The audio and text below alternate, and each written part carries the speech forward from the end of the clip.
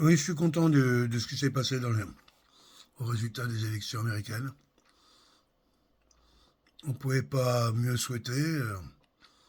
On a eu peur qu'il y ait des grosses tricheries, même si, comment il s'appelle, Elon Musk, avait mobilisé, je crois, 200 000 bénévoles pour contrôler, plus ce qui était déjà en place. Ils ont mis des moyens énormes, puis ils connaissaient les combines.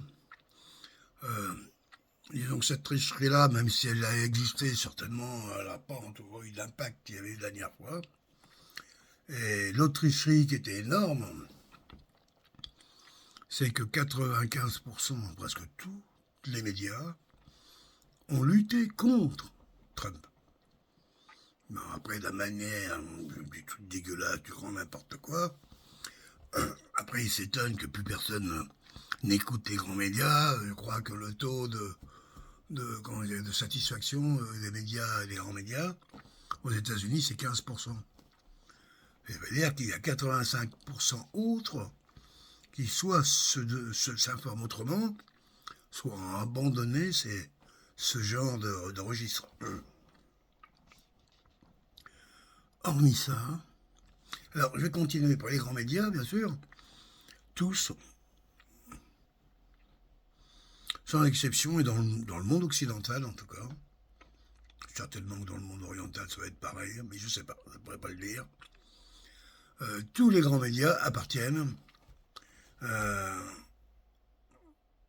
à des milliardaires, à des gens extrêmement riches. Pourquoi les milliardaires ont investi dans un truc qui rapporte que dalle? Les médias, il y a des coups à prendre avec les syndicats, machin, pas ce qu'ils disent. Hein. Ouais, et puis c'est vrai que les rendements, à part certaines chaînes peut-être, mais tous ces milliardaires ont racheté tous ces médias, que ce soit des médias télévisuels, médias papier, euh, les autres formes médiatiques, magazines, machin, tout ça, etc., les bibliothèques, de manière qu'au moment où ils en ont besoin, enfin même pas, bon, vraiment tout le temps d'ailleurs, de manière à pouvoir guider l'opinion publique dans une direction qui leur est confortable. Et à un moment, on a vu dans l'élection de Trump, quand même, il y a même, je ne sais plus quel journal, qui a dit officiellement, lorsqu'on a tiré sur Trump, que non, c'était un téléprompteur qui avait explosé. Alors que l'information avait circulé, hein, c'est pour dire jusqu'où ils sont allés. Quoi, hein. Même pire que ça. Donc je me dis après, quand toi c'était des sources d'informations sérieuses et documentées, hein, et cohérentes et de bon sens, chacun a une idée du bon sens. Pour moi, c'est comme ça que j'avance, que je m'éduque. Hein. C'est évident que le, le grand pari qui est en train de se mettre en place à l'heure actuelle, dans cette élection présidentielle américaine, c'est toute la puissance des milliardaires sur Terre, avec leurs médias, avec leurs GAFA, Google, Apple, Facebook, Amazon, enfin ce qu'on appelle les GAFA, mais il y en a d'autres. Hein. Ils ont tous mis ces outils au service du pouvoir en place déjà, c'est-à-dire de Biden. Pour Kamala Harris, qui n'est ni plus ni moins que la successrice. Elle était la vice-présidente de Biden, c'est elle qui était au pouvoir. Hein. Et ils ont tout mis à fond. Alors qu'est-ce qu'on peut entendre là-dedans? On peut entendre déjà, tiens, pourquoi les milliardaires ne défendent qu'une option? Hein, pourquoi ils forcent autant, quoi? C'est-il qu'ils auraient fait des choses un peu dégueulasses, des trucs illégaux, hein, que la manière, par exemple, je sais pas moi, la manière dont la pornographie s'est répandue dans le monde. En vertu de quelle loi, ça? Est-ce qu'il y a des lois marchandes qui le permettent, ça? Il n'y avait pas des lois qui protègent. Comment se fait-il qu'elles n'ont pas fonctionné? C'est une question comme ça. Les lois sur la pédophilie, la pédophagie, arrêtons de dire la pédophilie, la pédophagie, hein, parce que ces adultes qui enculent des gosses, des enfants, à moins de 10 ans, 8 ans, 5 ans, 4 ans, bon, c'est vrai qu'on peut te garantir qu'ils ne sont pas l'ami des enfants.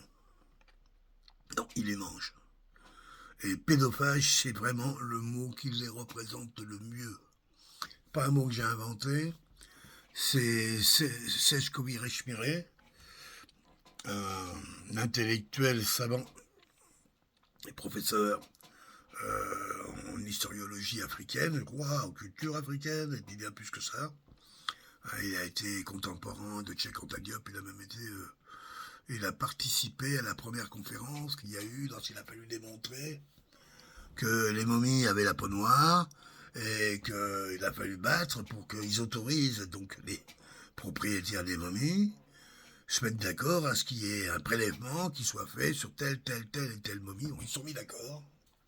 Et évidemment, mon prélèvement a montré sans aucun doute possible que ces momies-là avaient la peau noire. Voilà. Maintenant, quand il a fallu qu'on le fasse pour Ramsès et d'autres, appeler Ramsès, on ne sait pas si c'est vraiment c'est lui, là non. Ça se voit bien, non. Oui, bien, voilà. Bon, on les emmerdait. Donc, ça coûte cher, ça va abîmer la statue, enfin, le corps. Bref.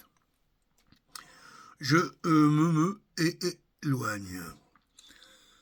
Pourquoi je dis ça? Parce que ce qu'on vient de vivre là dans les 15 dernières années, là, c'est comment je dirais, un assaut incroyable des idées sociologiques nouvelles,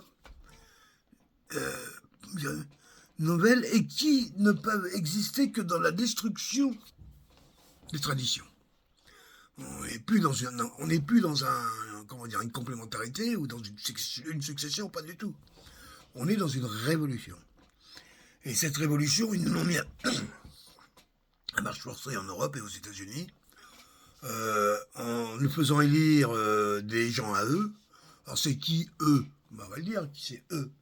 Eux, c'est une expérience qui a été menée par le Forum économique mondial, le WEF, World Economic Forum, et qui était tenue par un bonhomme, on ne sait pas s'il est vivant ou pas, très obscur encore, là, qui s'appelle Klaus Schwab, un descendant d'officiers nazis, connu, et très engagé. Et ce qui a motivé, disons, la création de cette vision du monde, c'est tout d'un coup les technologies avançant, surtout au niveau de tout ce qui est contrôle. Alors, les logiciels, mais on voit bien aussi qu'on peut contrôler les gens par les ondes. Enfin bref, nous, ce qu'on reçoit, nous les peuples, c'est rien à côté de ce que les laboratoires produisent. Ils sont à des années-lumière de choses des fois qu'ils n'ont pas le droit de faire et qu'ils font quand même. Pas oublier, il y a eu des lois qui permettaient justement d'empêcher, je dirais, une bande de fous qui eux se prennent pour des dieux de mettre la main sur la planète et de la détruire. Parce que on était parti pour ça et ils s'en cachaient pas. Tout ce groupe. Alors c'est qui ce groupe? On va encore arriver, on va essayer d'y mettre un peu plus clair là-dedans. On va dire que dans les grandes fortunes des 2 derniers siècles, sont des fortunes qui sont faites sur la grosse industrie. Alors, en Europe, ça s'est fait beaucoup sur la grosse industrie qui puisait ses ressources en Afrique. Pour la France, en tout cas, on peut dire par exemple. Et aux États-Unis, c'était exactement pareil, sur leur propre territoire. Et, bon, voilà. Il s'agissait de fabriquer de l'acier, il s'agissait de... on sait rien, bon, bref, les gros projets industriels, la pêcherie industrielle, etc., etc. Et l'argent que développaient, en fin de compte, les marchés boursiers de tout ça faisait que c'était un système qui disait, voilà, on va sortir des profits via les marchés boursiers, etc. Et cet argent pourra être réinvesti pour soutenir ces entreprises qui sont des entreprises industrielles. Alors, en gros, je vais le faire simple, voilà. Bon, on va dire, alors ça n'a pas empêché comment je dirais, l'écroulement de l'économie mondiale par 2 fois. Néanmoins, par une fois. Le deuxième point, justement, ça sera sur l'autre économie. Euh, ces capitalistes, en fin de compte, entrepreneurs d'entreprise, hein, sur le pétrole, sur le machin, tout ça, etc., ont commencé à se faire doubler par le capitalisme, je dirais, du monde des pensées, de la virtualité, par les GAFA, entre autres, donc l'arrivée de, qu'on appelle ça la Silicon Valley, avec toutes ces entreprises qui tout d'un coup ont réussi à capturer des masses d'argent considérables et créer donc par cet entrefait des fortunes nouvelles qui tout d'un coup ont développé leur prospérité sur des marchés eux aussi nouveaux qui étaient basés sur leur réalité à eux et non plus sur l'appui, et bien au contraire. On voyait que l'économie, en fin de compte, qui était développée sur du vent, on me ferait expliquer qu'est-ce que c'est Facebook. À part effectivement une base de données, c'est rien d'autre. Hein. C'est nous, Facebook. C'est rien, c'est une base de données des machines, on s'en fout, quoi, on va dire. Pourtant, ça pèse des sommes extraordinaires. Beaucoup plus que, par exemple, les aciéries Krups qu'on va trouver, je sais pas, le long de la Roue, là-bas, où c'est des usines qui font 20 km de long, 10 de large, je sais pas combien, et il y a des trains qui rentrent là-dedans, hein, c'est colossal, quoi. Et ça vaut rien par rapport à ça, quoi. Et cette accélération soudaine de ce capitalisme, on va dire cet ultra-capitalisme libéré de ces nouvelles fortunes, ont conduit ces gens, à un moment, à croire qu'ils pouvaient maintenir jusqu'au bout, comment je dirais, leur puissance économique sur le monde, alors à un moment, au-dessus des GAFA, ceux qui organisent un peu ce monde, je le fais comme ça, on dit qu'il y a 13 familles, moi je prends le groupe Vanguard. Vanguard qui est le premier actionnaire de BlackRock. La particularité de Vanguard, c'est un groupe effectivement d'actionnaires, mais il n'y a pas d'action à vendre, hein, c'est fermé. Ça veut dire que tous ceux qui font partie du groupe sont des gens qui sont, comment on dit, agréés par tous. On sait que les derniers qui sont rentrés dans ce groupe, je crois que c'est la famille Bush. C'est pour donner le niveau quand même. Hein. Et encore, la reine d'Angleterre, elle y est rentrée. Il y a longtemps, on n'est jamais pas pour sa fortune. Hein. Mais pour, voilà, on va dire son portefeuille diplomatique, on va dire ça comme ça. Avec les petites histoires qui en bas. Ces grandes fortunes, à un moment, après la dernière guerre mondiale, ont été alertées à travers le macartisme, etc., que s'ils ne prenaient pas garde, à un moment, il y aurait les Blancs vont disparaître d'abord sur Terre, et que, en fin de compte, l'humanité deviendrait métisse. Alors, je tiens à rappeler tout de suite quand même que l'humanité, elle est noire, hein, et qu'il y a quelques exemples dans l'humanité. En fin de compte, c'est quoi la couleur du peau de l'humanité? Ça va du noir Congo, comme aimait dire les négriers, jusqu'au blanc. C'est ça l'humanité. C'est un blanc, c'est quoi? C'est un noir qui a ouais, qui a pas de pigmentation. C'est-à-dire qu'il n'a pas de mélanine, voilà, c'est ça. C'est un humain. Il est très caractéristique de l'humain. Les différentiels sont très faibles. Cheveux lisses, cheveux frisés, cheveux crépus. Hein, après quoi, qu'est-ce qu'il y a d'autre? Les yeux, un peu le prof. Il n'y a rien, quoi. Parce qu'on est une seule espèce, un seul genre. On est le genre humain, voilà, on est l'humanité. Mais bon, c'est encore une autre histoire. Bref, ces gens-là qui s'étaient pris, ces grandes familles qui, ayant développé la croissance de l'humanité que s'est faite, on va dire, au 19e et 20e siècle, surtout le 20e, se sont inquiétés à un moment de pouvoir être envahis et que puissent se créer d'autres fortunes qu'ils ne contrôleraient pas et qui viendraient remettre en cause leur totale emprise sur le monde. Alors, les familles, hein, on les connaît entre autres Rothschild. Hein, on estime que sur les 185 banques centrales, il y en a 186, je crois, dans le monde. Et il y en a 185 qui appartiennent au Rothschild et celles qui... je sais plus, il y en a une qui appartient pas pour des raisons juridiques, mais ça va pas tarder quand tu vas faire toute seule. Ça te donne une idée. Ces gens-là fabriquent notre monnaie. Eux, ils sont pas en train de voir s'ils en ont ou s'ils en ont pas. C'est eux qui fabriquent l'argent. D'accord. Donc, avec des critères, bien sûr. Mais... Après, il y a les Rockefeller. Immense fortune de voleurs. Mais bref, qui a fondé en grande partie les États-Unis. On peut pas... les Rothschild ont plus travaillé beaucoup plus sur l'Europe, quoi. Les Rockefeller, c'est plus sur les États-Unis. Ils n'ont pas à présenter plus que ça. Tout le monde se rappelle du grand-père, pas Didi, pas Pididi, mais Didi, je crois. Pas le même genre du tout, je ne le vois pas, le vieux là-bas. Radin, pareil, il était radin, le type, incroyable. Incroyable. Mais bon, il a laissé quand même toute sa famille largement à l'abri. Et il faut savoir que c'est pour son avidité, en fin de compte, que le pétrole est devenu une valeur marchande sur laquelle s'est appuyé les États-Unis en imposant au monde entier de payer son pétrole en dollars. D'où toute la crise qui est à l'heure actuelle, puisque aujourd'hui, par les BRICS, 70% à peu près de l'économie mondiale, qui consomme du pétrole, donc, va pouvoir payer son pétrole dans les monnaies locales, en roubles, en yuan, en euros, même en joint venture, pour les pays qui sont... Voilà, en échange. Et ce pivot qui était énorme en termes de... C'est ce qui a permis aux États-Unis d'arriver avec une dette de 36 000 milliards de dollars. C'est-à-dire 10 fois la nôtre. Déjà, nous, les tout petits pays comme la nôtre, comment c'était possible qu'on ait 3 000 milliards de dettes? Eux, c'est 36 000. Donc, c'est ce qui a permis aux États-Unis, justement, de dire aux autres, le dollar, c'est nous, si t'es pas content, c'est pareil, quoi. Du pétrole, t'en as besoin, si t'en veux, tu dois le payer en dollars.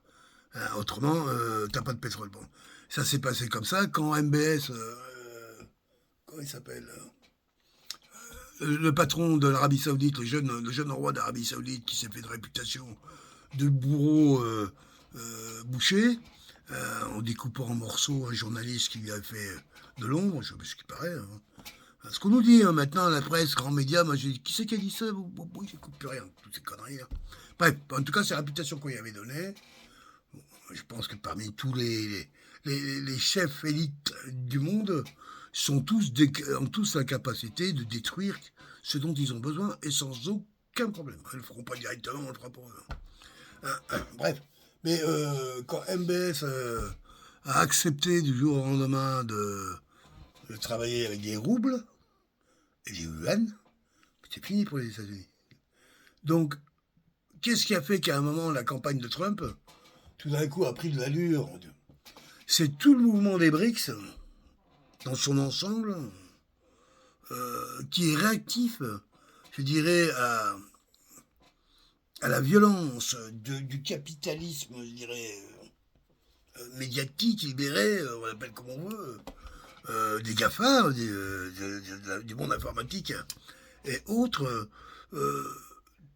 qui ont tout d'un coup trouvé indispensable comment dirais, faire le constat pour les Américains que l'Empire c'est fini.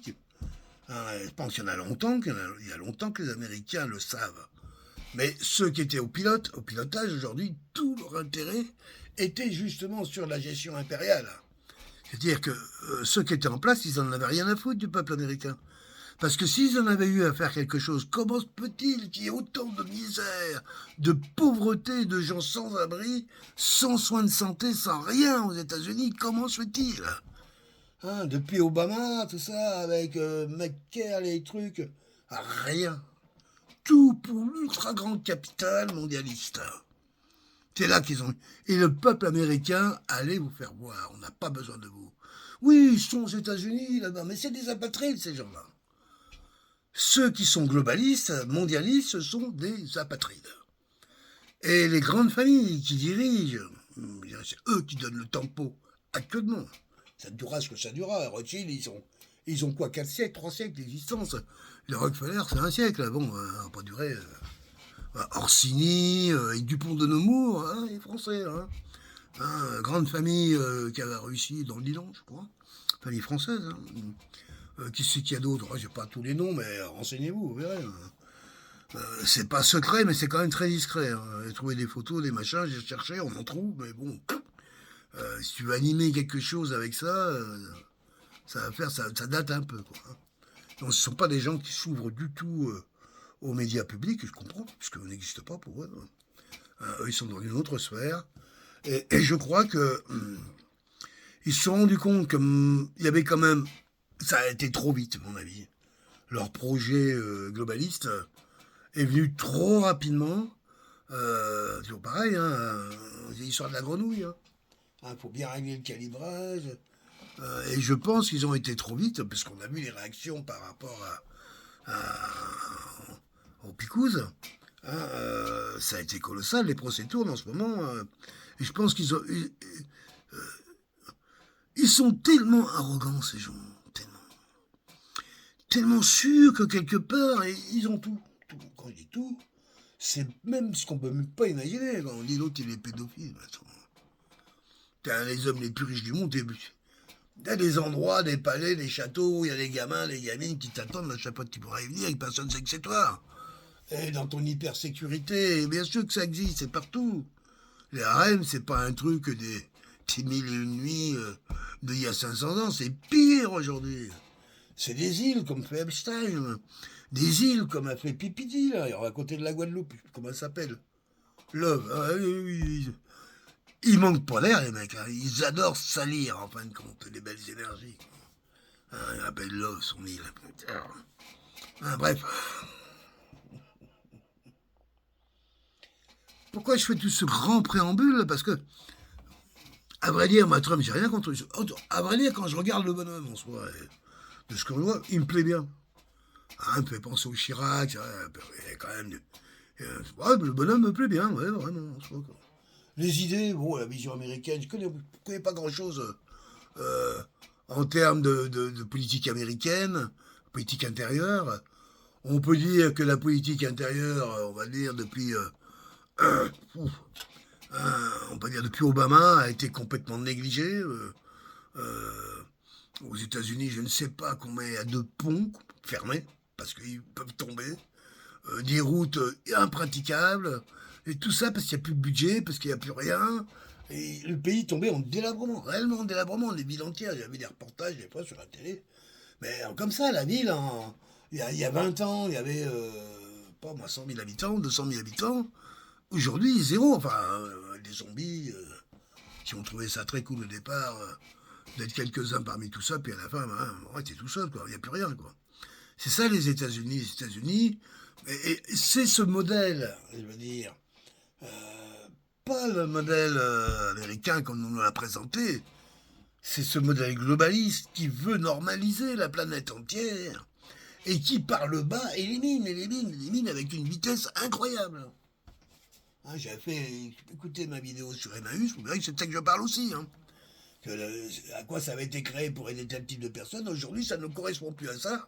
Parce que la norme, tout change, voilà. Pour conduire, enfin, un permis de conduire, déjà au moins ça, quoi. Bref. Trump, quand je l'ai vu venir sur sa première élection, même un peu avant, lorsqu'il discutait avec Obama, qui le toisait du regard, en disant, toi, bonhomme, quand tu veux, quoi. Qu'Obama, c'est voilà... le mec a des couilles, c'est vrai, on reconnaît que le type Obama aussi, c'est un sacré bonhomme. Mais il servait une politique mortifère, parce que la politique de Rome impériale, à la fin, on fout les gens dans le cirque, on les fait bouffer par des lions. À Rome, il n'y a plus que des grands bourgeois, des bourgeois et des esclaves pour les servir, et le reste, c'est fini, la planète, elle n'existe plus. Il y a eu des empereurs romains qui se sont comportés comme ça.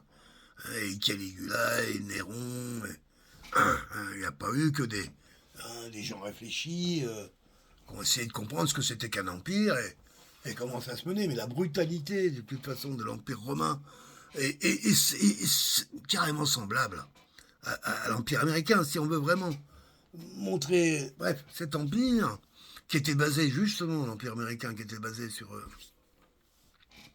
le dollar imposé à la planète entière pour l'achat obligatoire de pétrole, a permis à cette nation, comment je dirais, step by step, de s'imposer comme étant le chef, le caïd, et en même temps le protecteur. Mais attends, je crois les 750 bases qu'ont les États-Unis à travers le monde,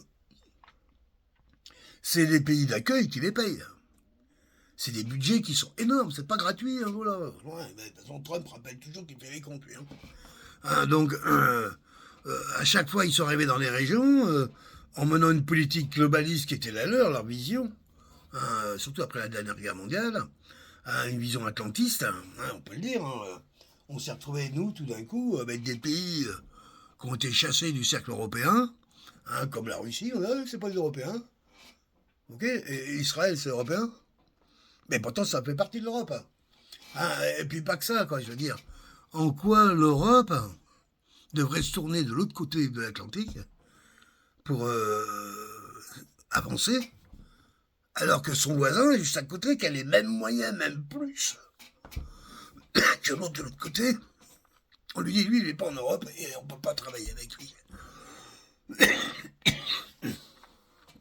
Je sais qu'hélas, on a une jeune génération, beaucoup de gens même, connaissent pas beaucoup leur histoire. Ils connaissent la version officielle qui est une version complètement édulcorée, mensongère, tronquée. Mais je rappelle quand même aux Européens que la Russie, c'est l'Europe. Mieux que ça, la Russie et l'Europe sont les peuples. L'idée même de peuple est quelque chose qui vient justement de cette relation millénaire avec cette immense nation qui est la Russie. Aujourd'hui, où cette nation qui a demandé que ça, à travailler avec les Européens, voire même à se faire reconnaître comme européenne, mais dans les limites de son indépendance, a été par la volonté otanesque, c'est-à-dire les Américains, Biden, donc Obama, donc les globalistes, donc ceux qui pilotent tout en haut. C'est comme ça que ça se passe, à peu près. Je veux dire, attends, je suis un peu... J'en suis dans l'histoire de la conquête, là. Ce que je vais faire, parce que je vois que ma vidéo elle est un peu longue, comme ça je vais reprendre un petit peu, je refais une deuxième. Ce sera plus facile. Allez, je redonne la suite après. Bye.